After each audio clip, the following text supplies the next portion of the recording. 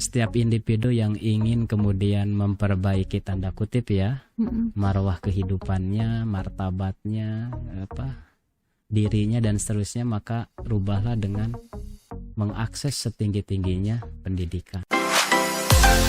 IPP Radar Tasikmalaya menyajikan informasi aktual dan faktual. Untuk informasi berlangganan, kunjungi radartasik.id. Selamat datang di ruang publik, Kang Sarip. Luar biasa sekali, ini saya senang sekali hari ini kedatangan Kang Sarip. Mungkin ada, kalau mahasiswa-mahasiswi UPI sudah tahu ya siapa Kang Sarip, tapi mungkin ada banyak di luar sana juga yang belum tahu Kang Sarip. Jadi selamat datang di ruang publik. Ruang publik ini tempatnya kita ngobrol santai, mau sosialisasi, mau promosi juga boleh, mau curhat juga nggak apa-apa. Jadi kita hari ini mau curhat aja ya Kang. Siap. Ini luar biasa sekali. Kang Sarip ini beliau ini adalah Direktur Pascasarjana di UPI, Universitas Pendidikan Indonesia Kampus Tasikmalaya. Betul ya Kang ya? Betul. Nah, Kang Sarip ini juga sudah lama ternyata tidak di Tasik. Nah, sekarang Kang Sarip pulang kampung karena cita-citanya katanya ingin membangun kota Tasik gitu ya. Berkelana mencari ilmu dulu yang banyak gitu kan, supaya nanti bisa diaplikasikan di Tasikmalaya, di kota Tasikmalaya. Iya, seperti itu ya Kang Sarip. Betul kan? Insya Allah. Tapi bukan menuju 2024 dong. Wah, enggak. Belum ke sana Kang. Belum ke sana. Ya tapi setidaknya ya. Kang, saya pengen tahu dulu nih Kang.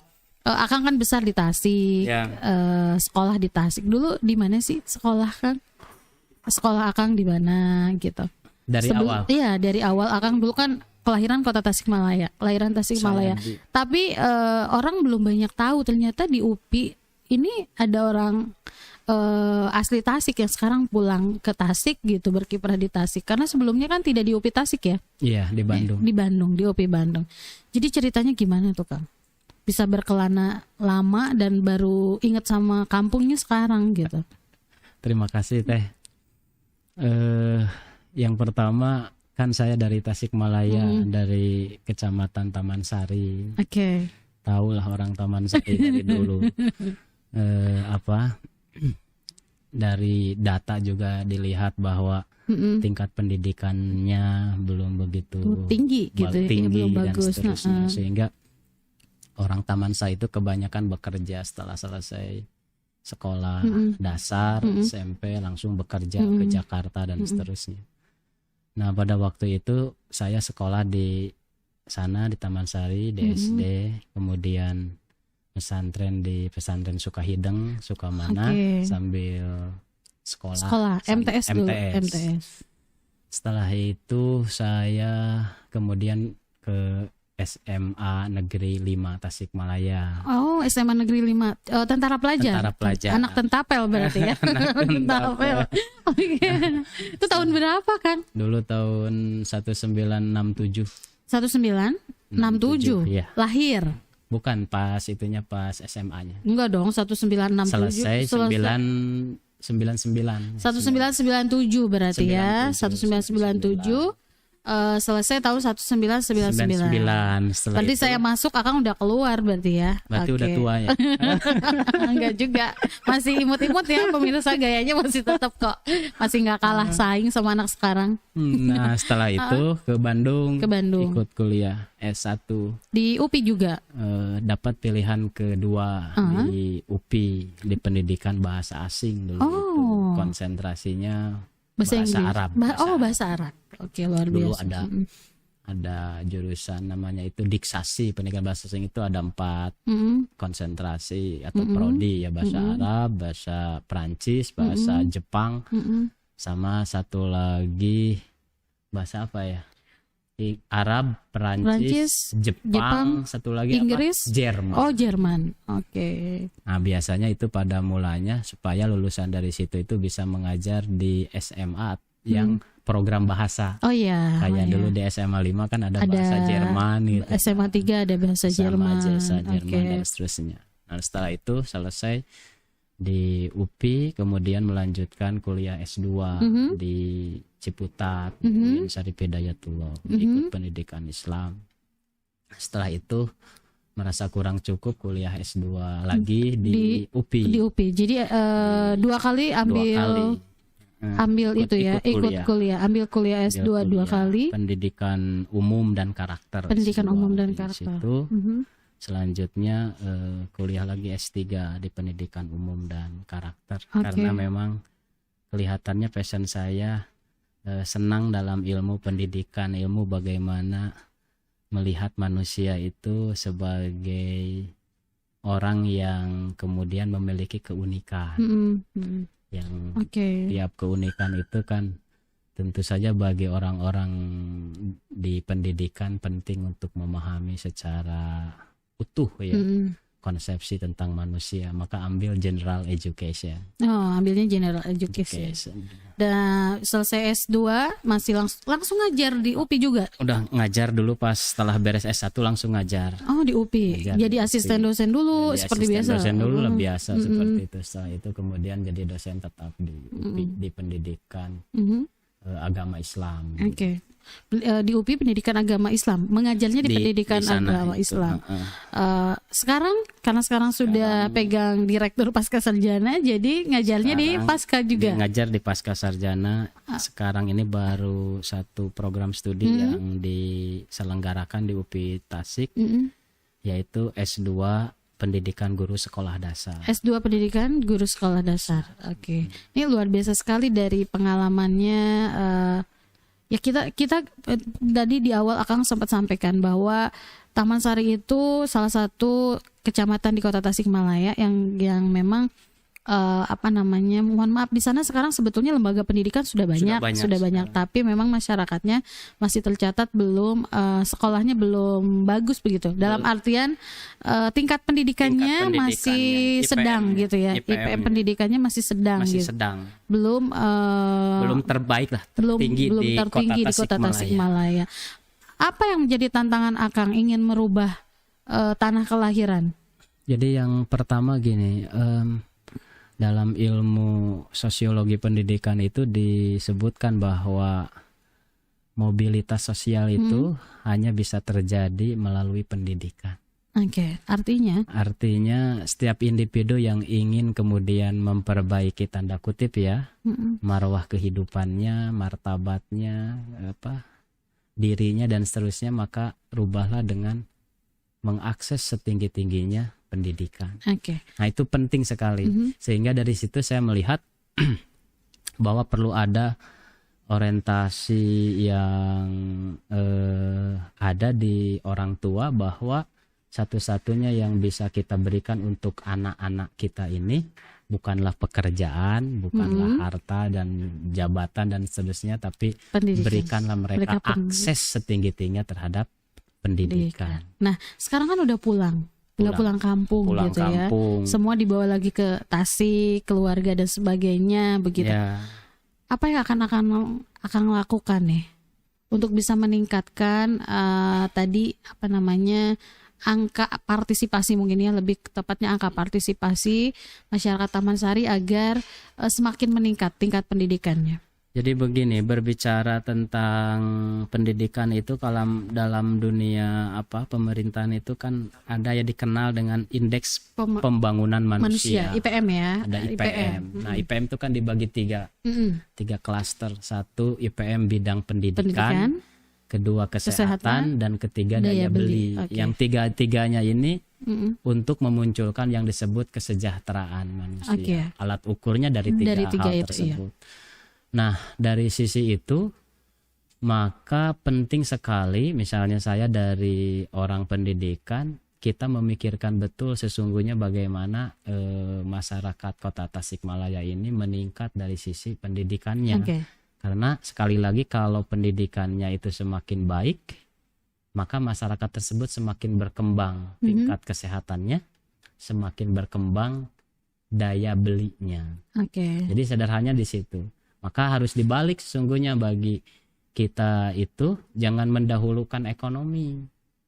Bagi anak-anak itu jangan disuruh dulu, maksudnya bekerja kemudian melupakan sekolah, jangan.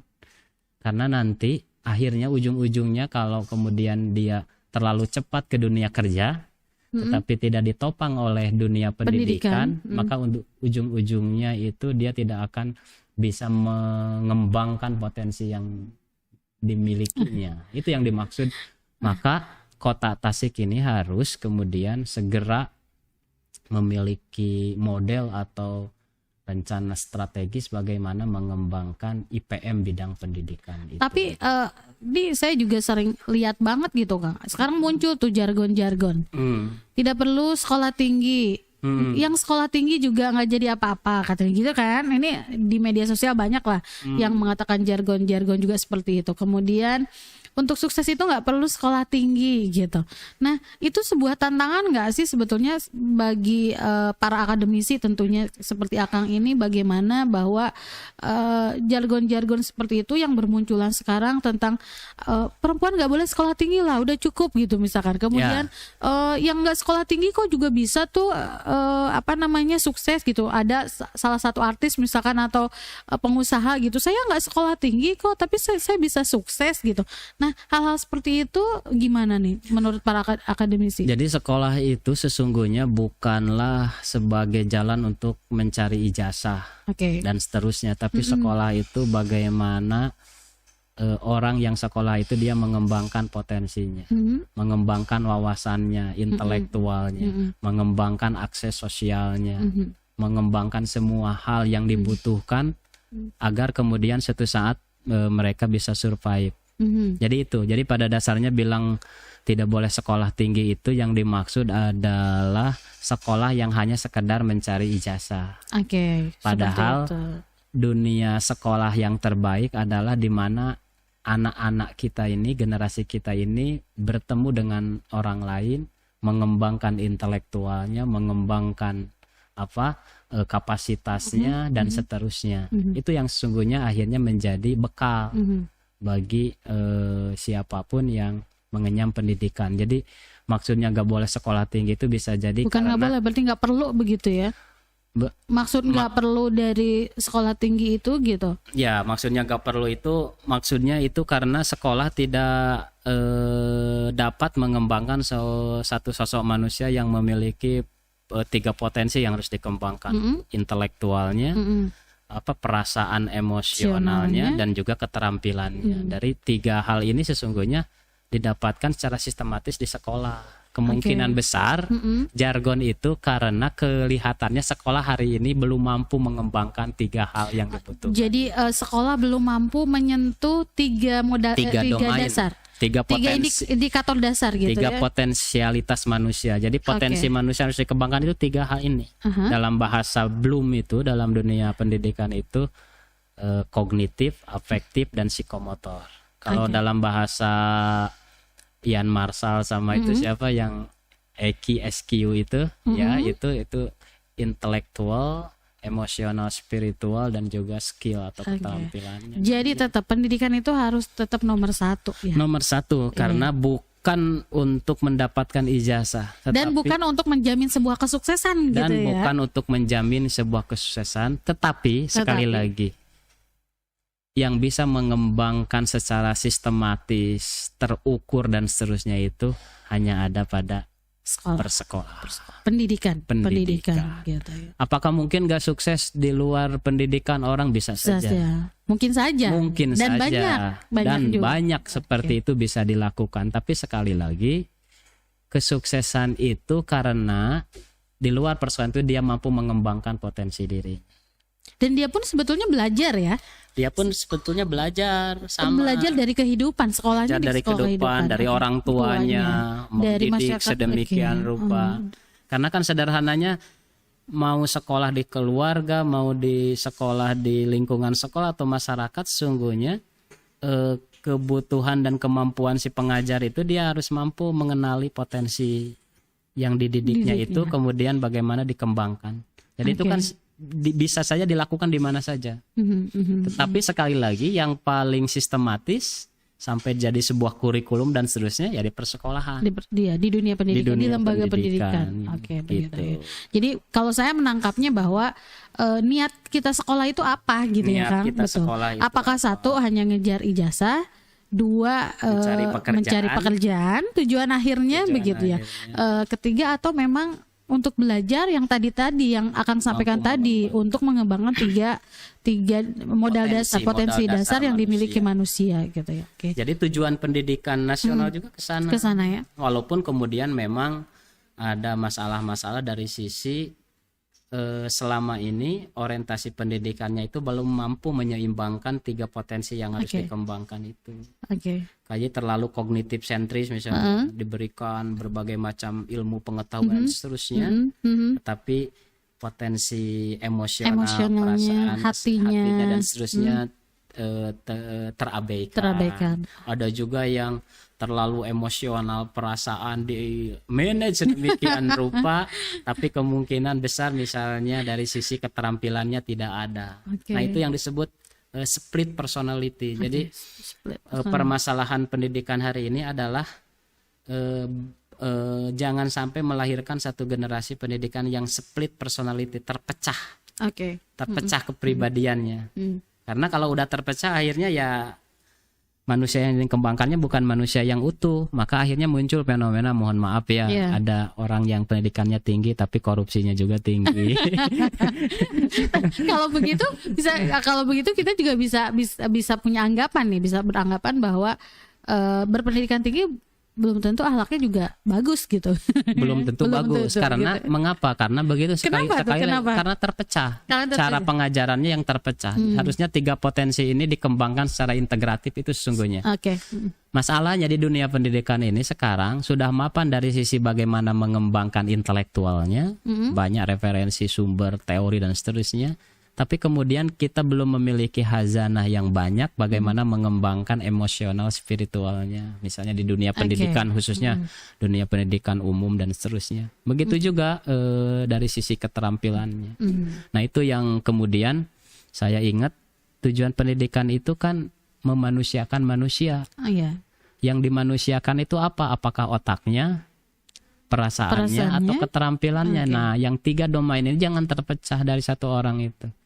Jadi 3-tiganya tuh harus sempurna, harus sempurna gitu ya, karena sempurna. 2-3 hal ini dia menjadi satu kesatuan yang kemudian dikenal ya di dalam dunia pendidikan itu kompetensis. Jadi kompetensi itu adalah gabungan dari aspek pengetahuan atau ilmu yang dia miliki yang ditopang oleh kesadaran yang tinggi menghasilkan satu gerak amal yang berbasis pada 2 ini. Nah itu yang mantap. Jadi saya simpulkan juga bahwa jangan lupa lah yang 3 dasar itu yang harus diberikan dikembangkan, diberikan untuk pendidikan untuk manusia begitu ya. Nah, jadi kalau dalam bahasa lain tuh 3H. 3H. Head. 3H. Heart, hand. Head, heart, hand. 3 ini harus kuat. Harus kuat. Gitu. Dalam bahasa agama saya itu tidak boleh tercerabut antara iman, Islam, ihsan. Luar biasa. Kang, nih sedikit ngobrol-ngobrol karena kita kan juga ngobrol santai gitu kan. Ini kan juga lagi rame nih pembahasan RUU Sisdiknas ya. Pembahasan RUU Sisdiknas yang katanya kan akan ngajar juga di mata kuliah keagamaan ya, pendidikan keagamaan. Katanya di sana madrasah tidak ada, kemudian tidak ada lagi keagamaan juga tidak masuk di RUU yang baru, meskipun kemarin juga sempat sih ada bantahan bahwa kita belum selesai gitu, merancang RUU-nya itu belum selesai gitu, kok bisa ada menyebar itu dari mana gitu kan. Nah sedikit mungkin punya pendapat berkaitan dengan apa sebetulnya yang harus diubah dari Sisdiknas kita gitu loh Kang. Gitu, apa sebetulnya yang harus dikuatkan, kemana kita harus dikuatkan, apalagi kalau dikaitkan dengan kita sebagai warga Tasikmalaya yang memang kita udah punya karakter. Tasikmalaya kan punya karakter ya, terkenalnya kota santri, kota 1000 pesantren gitu. Kemudian lingkungan religiusnya terasa begitu kan. Apa dampak yang akan dirasakan kalau ternyata RUU Sisdiknas itu betul-betul menghilangkan klausal madrasah dan pendidikan keagamaan begitu ya. Dan apa juga yang dampak yang akan kita rasakan kalau itu dikuatkan gitu Kang? Ya, sekarang kita ramai ya dengan ramai sekali ada gitu. persoalan katanya apa redaksi atau diksi madrasah itu dihilangkan. Betul. Jadi gini, Indonesia ini negara yang paling unik. Undang-undang Sisdiknasnya 1, tetapi kementerian yang menyelenggarakan pendidikannya 2. Oh iya. Kementerian Pendidikan dan Kebudayaan dan Kementerian Agama. Ya. Itu. Kalau ditilik dari sisi sejarah, memang ini adalah warisan dari dulu konfigurasi sistem pendidikan yang satu dikembangkan oleh kolonial Belanda, yang satu lagi berbasis pada akar masyarakat kita. Yang berarti yang agama ya. Yang agamanya, maka akhirnya di kewenangannya mandatnya dipegang oleh Kemenag. Maka muncullah tulisan Madrasah Ibtidaiyah, Sanawiyah, Aliyah, kesananya Pondok pesantren, UIN, IAIN dan seterusnya. Di sisi yang sebelah sini yang hasil kolonial itu berubah menjadi sang SD, SMP, SMA dan seterusnya. Kan yang ngelolanya beda. Nah sesungguhnya dari dulu saya selalu mengembangkan undang-undang Sisdiknasnya itu dia harus memayungi keseluruhannya. Menurut saya tidak elok lah kalau undang-undang Sisdiknas ini kemudian dia menabuhkan bahasa tidak boleh ada madrasah dan seterusnya. Karena mengapa? Karena semua semua pendidikan yang berada di masyarakat dan berkembang itu tugas negara adalah memastikan bahwa setiap warga negara itu mendapatkan akses pendidikan baik di sekolah sifatnya umum maupun di sekolah yang berbasis keagamaan. Kan berbasis keagamaan pun tidak hanya agama Islam, tidak hanya agama Islam, tetapi di agama lain pun ada. Makanya sebetulnya nggak ada masalah, itu kan hanya bahasa serapan aja itu madrasah. Madrasah itu kan sama dengan sekolah. Kalaupun mau dituliskan madrasahnya ya nggak ada masalah juga karena toh sudah faktanya memang ada pembelajaran. Coba bayangin. Kalau di Kementerian Agama itu namanya madrasah kan, masa dihilangin madrasahnya? Iya. Kalau udah dihilangin di Undang-Undang Sisdiknasnya siapa yang ngelola itu? Iya, berarti tidak boleh ada nama madrasah dong kalau begitu? Iya, berarti harus diganti semuanya. Digantinya jadi sekolah dasar Islam sekolah dasar dan seterusnya. Itu jadi bermasalah. Jadi janganlah pemerintah itu terlalu repot di urusan-urusan simbolik itu. Yang terpenting ada pasal yang menegaskan bahwa setiap warga negara berhak mendapatkan pengajaran. Itu yang poin pentingnya bahwa setiap warga negara berhak untuk mendapatkan pengajaran, pembelajaran gitu ya, pendidikan di semua jenjang. Itu semua. Maka tugas pemerintah ya itu sekali lagi memastikan seluruh sistem pendidikannya sudah berkembang di masyarakat itu. Ya tugas mereka memastikan itu dirawat, dipelihara, bukan akhirnya misalnya di undang-undang dihilangkan dan seterusnya. Itu termasuk tidak fair. Yang kaitannya dengan klausal tentang pendidikan agama gimana tuh? Nah, ya selama ini kan begitu. Jadi akhirnya orientasinya ada dua kementerian ini kelihatannya dia memiliki kurikulum muatan lebih. Misalnya di Kementerian Agama itu kan ditambah kurikulumnya ada kurikulum agama. Selain mempelajari ilmu-ilmu umum, dia juga mempelajari ilmu-ilmu yang berbasis pada ilmu agama Islam, misalnya Al-Quran, hadis turunannya sampai ada akidah, akhlak, fikih dan seterusnya. Yang kemudian itu tidak kemudian ada di kurikulum sekolah-sekolah yang sifatnya sekolah pemerintah atau sekolah umum. Nah, sungguhnya kan ini dua bidang ilmuwan yang dibutuhkan oleh masyarakat Indonesia, khususnya kita yang basisnya ini Pancasila. Sebagai dasar karena agama itu sudah ketuhanan yang Maha Esa ya. Tidak boleh lupa gitu. Tidak boleh. Jadi memang persoalan besarnya itu sekarang itu menurut saya fakta yang ada sekarang sistem atau konfigurasi pendidikan seperti ini ya biarin saja seperti ini. Tugasnya pemerintah adalah memastikan apa bidang-bidang ilmu yang dibutuhkan, yang harus dikembangkan tetap dipelihara dan dirawat. Dikuatkan. Nggak boleh misalnya ada satu gerakan, mohon maaf ya. Misalnya udah di sekolah dasarkan semua, hilangkan jargon-jargon, diksi-diksi agama tertentu misalnya. Nggak bisa. Justru kalau begitu tanda kutip pemerintah telah memberikan membatasi garis, ada pembeda gitu, ada membatasi, biarkan itu berkembang secara kultural dari masyarakat. Memang sekarang memang ada kritik besar kepada kita ini, memang selama ini terjadi dikotomi antara ilmu agama dan ilmu umum. Oke. Sampai-sampai kalau ada orang tua yang sekolah selorohnya itu, kalau anaknya pengen bagus ilmu umumnya, matematika, IPA dan seterusnya, karirnya bagus, sekolahlah di sekolah pemerintah. Ada juga muncul jargon seperti itu muncul ya. Sebaliknya. Okay. Kemudian sebaliknya ada jargon lagi. Kalau ingin dapat anaknya itu pintar agama, Al-Qur'annya bagus, hadisnya bagus, sholatnya rajin, soleh, ditambah lagi dan masuk surga. Itu masuklah ke sekolah-sekolah berbasis madrasah. Nah, itu selorohnya, itu yang dimaksud. Seloroh itu hadir karena terjadi dikotomi. Okay. Karena ada itu sekat. Tadi, ada sekat ya. Ada sekat. Seharusnya yang terjadi jangan begitu, harus terjadi integrasi dua keilmuan ini. Nggak boleh dipisahkan tadi. Seperti integrasinya Kota Tasik di dalam merumuskan visi dan misi Kota Tasik Malaya. Nah, itu mengintegrasikan antara ilmu-ilmu agama. Kalau di Tasik itu iman dan takwa gitu ya.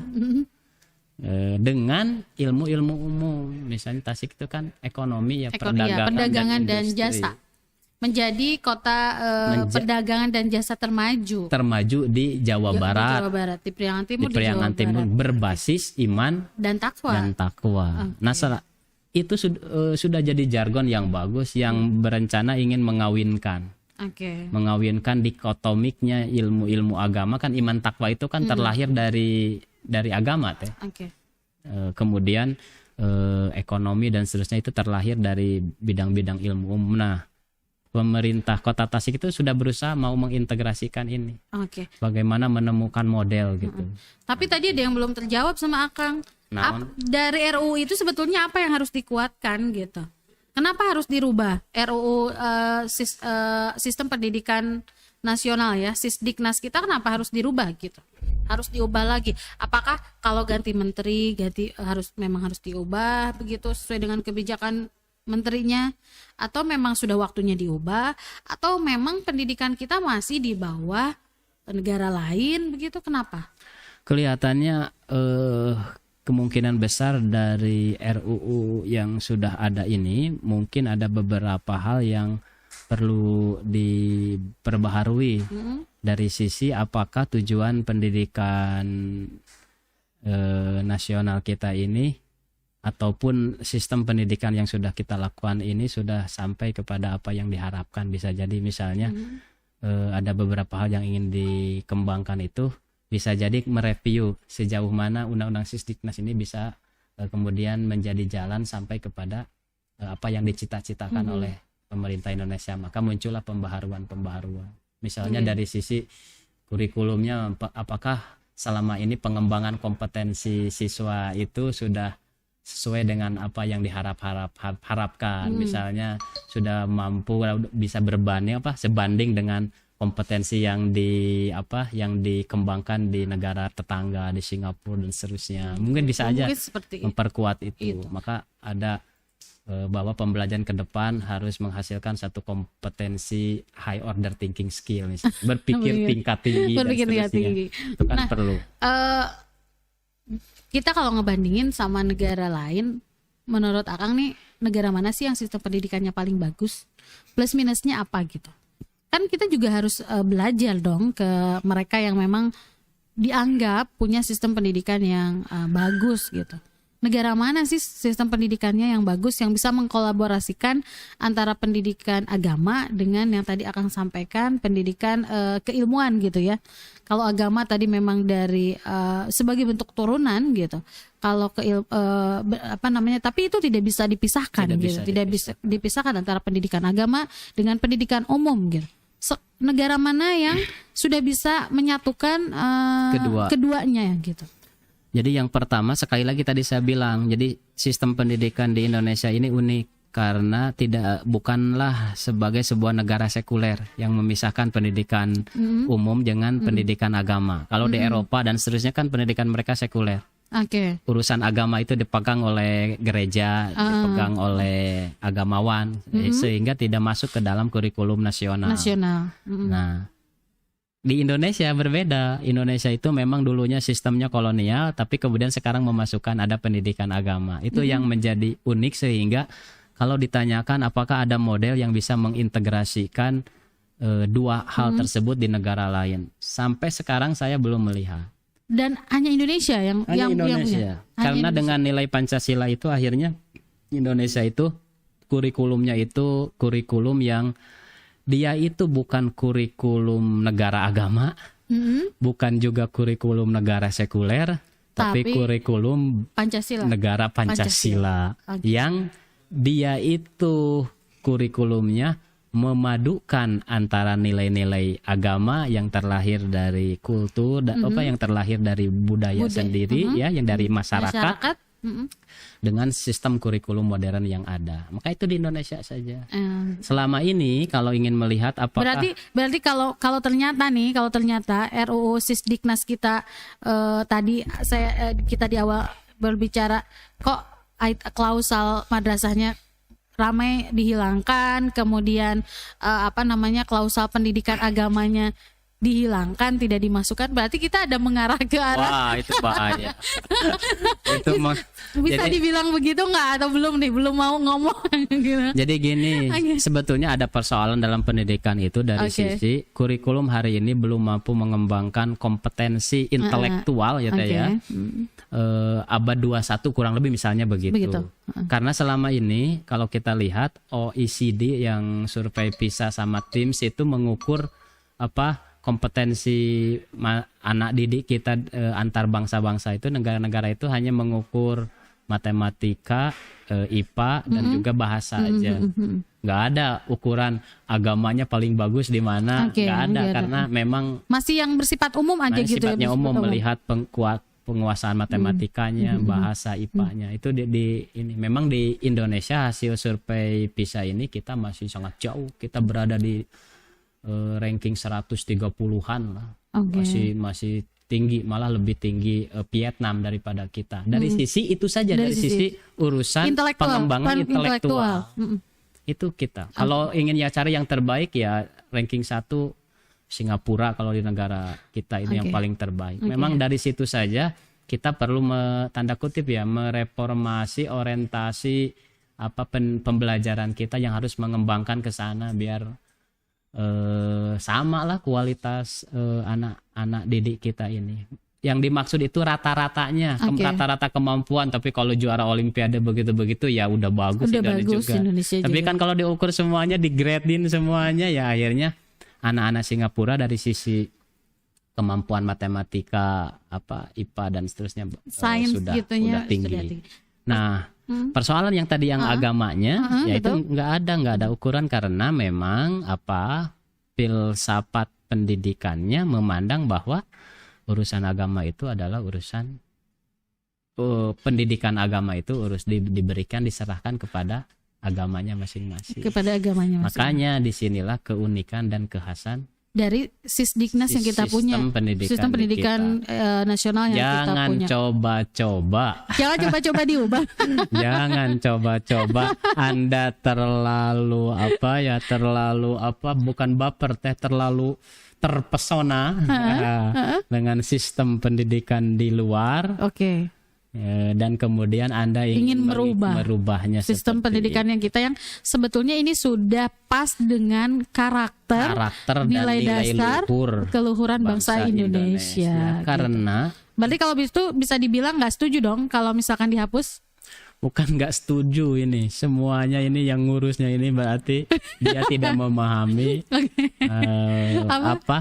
karakter dan watak masyarakat Indonesia.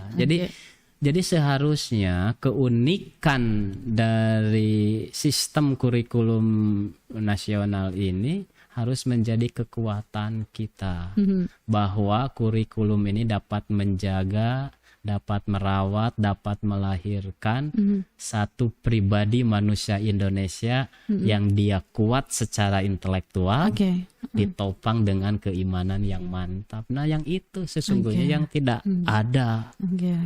Saya kan orang pendidikan umum, tahu mempelajari, membandingkan bagaimana sesungguhnya tata nilai masyarakat di luar Indonesia. Mereka tidak punya pegangan dari sisi pengembangan itu, kejiwaannya. Iya. Makanya mohon maaf di Korea, di Jepang itu banyak yang bunuh diri. Iya, Thailand juga kan, Thailand. Banyak Betul, yang bunuh diri. Filipina. Malah yang sekolah karena kecapean terlalu banyak PR dan seterusnya bunuh diri juga. Oke. Itu apa masalahnya? Dari sisi pendidikan agamanya. Tidak di ini. Betul, betul sekali.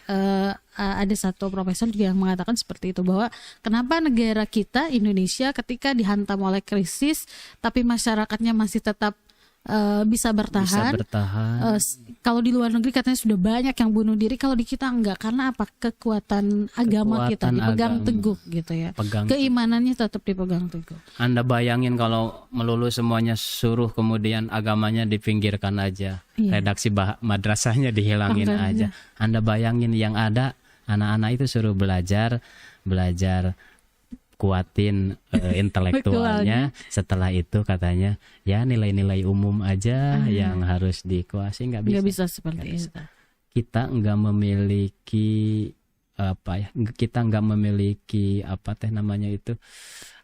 basis yang kokoh bagaimana merawat emosional spiritual kecuali datang inspirasinya dari agama gitu. Nggak bisa memproduk lagi, ya udahlah ngikutin barat, yang penting disiplin, tekun, pantang menyerah dan seterusnya. Nggak bisa. Sumber itu tidak bisa didapatkan kecuali datang dari sumbernya ilmu agama. Nggak bisa. Jadi kalau perlu yang harus dikuatkan itu sebetulnya agamanya. Jadi jangan Pancasila itu lahir untuk melahirkan tandingan baru dari apa yang sudah ada dalam agama, bukan. Jadi yang disebut nilai Pancasila itu adalah nilai-nilai yang kemudian berkembang dan maju karena diinspirasi dari agama-agama yang ada. Kalau di sini mayoritasnya Islam, Muslim, ya maka mau tidak mau metode-metode bagaimana mengembangkan keimanan dan ketakwaan yang dimiliki oleh khazanah Islam ini menjadi bagian yang utuh bagaimana mengembangkan Pancasila itu. Itu seharusnya. Jadi jangan tiba-tiba madrasah dihapuskan, tidak ada gitu ya, klausalnya tidak ada. Bahaya. Dulu juga pernah ada katanya hilangin aja pendidikan agama dari sekolah, diganti dengan pendidikan budi pekerti gitu. Apa-apain mau dihilangin rukun imannya. Ini bahaya sekali. Kelihatannya agak benar, tetapi sesungguhnya dia itu sudah tanda kutip sudah merencanakan menjauhkan agama dari kehidupan. Padahal kita hidup ini harus berpegangan pada agama kita masing-masing ya, pada karena agama kita. Dan juga udah survei mengatakan hanya orang yang punya agama yang kuatlah yang dia bisa tanda kutip survival, dia optimis dengan segala keadaan dan seterusnya. Dan itu terbukti di Indonesia. Nah itu. Makanya saya kembali saya pulang ke Tasik itu tadi seneng saya bilang itu pas saya pulang ke Tasik lihat RPJMD Kota Tasik, visi misinya. Nanti kapan-kapan kita harus bahas itu ya Kang ya. Harus bahas. Kita akan bahas RPJMD nanti kita coba telah nih seperti apa sih sebetulnya RPJMD Kota Tasik, karena sekarang kan lagi penyusunan untuk RPJMD, perubahan RPJMD untuk 2023 sampai dengan 2020 karena kan ada kekosongan juga kan dari 2023 sampai 2024 nanti gitu. Jadi poinnya begini, mumpung lagi dirumuskan sekarang, cita-citanya udah besar dan ideal. Berbasis iman dan takwa menjadikan Kota Tasik sebagai pusat perdagangan dan industri termaju di Jawa Barat. Cita-citanya besar. Dia ingin menggabungkan, mengintegrasikan kekuatan iman dan takwa untuk menopang bagaimana perekonomian dan industri. Tetapi saya belum tahu bagaimana menerjemahkan ini menjadikan satu model kearifan lokal yang bisa menggabungkan dua kekuatan. Kalau ini betul-betul bisa digabungkan, bisa diwujudkan, konsepnya betul, ini akan menjadi kekuatan besar. Menjadi kekuatan besar dan satu kearifan lokal bagaimana menghubungkan ini sehingga tidak jadi lagi menjadi dikotomik ahli ekonomi jauh dari agama atau orang ahli agama jauh dari hiruk pikuk ekonomi. Ini menarik sekali. Nanti kita akan bahas ya. Lain kali kita akan bahas ya, Kang Sarip. Ini terima kasih nih udah datang di Ruang Publik. Ini sangat luar biasa sekali obrolan kita tadi. Semoga bisa memberikan manfaat untuk siapapun yang melihat kita di luar sana, dan sukses selalu Kang. Terima kasih. Kang Sarip, sukses selalu untuk karirnya dan semua yang ingin dicapainya. Amin. Baik, terima kasih, sampai ketemu lagi di Ruang Publik dengan tamu-tamu kita yang lainnya, yang mau curhat, yang mau promosi, yang mau sosialisasi, yang mau sekedar ngobrol-ngobrol juga nggak apa-apa. Ditunggu di Ruang Publik. Terima kasih.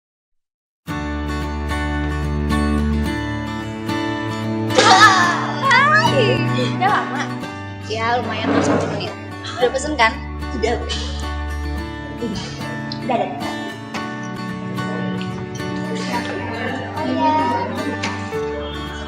Ini baru. Apa sih yang sekarang booming banget di Priangan Timur ini? Masa sih nggak tahu gitu doang, nggak tahu. Nih, aku jelasin ya. Aku tuh sekarang udah berlangganan e-paper Radar Tasikmalaya. E-paper tuh apaan? Kamu nggak tahu e-paper? Enggak. E-paper tuh, nih, wajib kamu tahu ya. Oke. Sekarang Harian Pagi Radar Tasikmalaya menghadirkan koran dalam bentuk digital yang disebut e-paper Radar Tasikmalaya. Keunggulannya apa aja? e-paper Radar Tasikmalaya menghadirkan berita aktual dan terpercaya dengan tampilan modern dan kekinian. Kekinian banget kan? Bisa dibaca di mana saja dan kapan saja.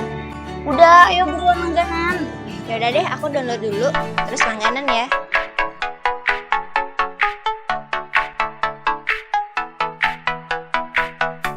Harian Radar Tasikmalaya sebagai media referensi untuk semua kini hadir dalam bentuk digital e-paper. Cara berlangganan mudah, cukup unduh aplikasi e-paper Radar Tasikmalaya di layanan Google Play Store, lalu ikuti petunjuknya.